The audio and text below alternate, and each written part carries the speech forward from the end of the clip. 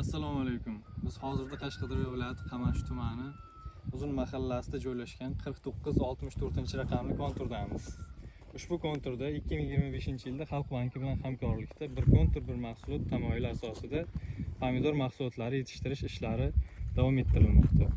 Ushbu konturning umumiy maydoni 10 gektar bo'lib, pomidor mahsulotlari ekilgan. Pomidor mahsulotlarimiz hozirgi zamonaviy usullar bilan parvarishlanmoqda.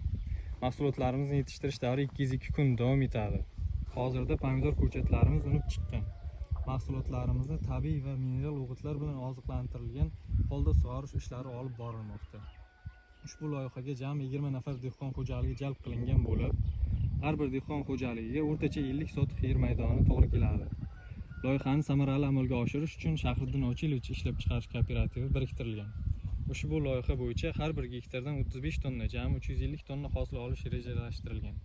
Pomidor mahsulotlarimizni sifatli yetishtirish va hosilni yig'ib olish natijasida har bir dehqon xo'jaligi o'rtacha 82 million so'mdan sof daromad olish kutilmoqda. Kelajakda ushbu loyihani yanada rivojlantirish uchun amaliy ishlar olib borilmoqda.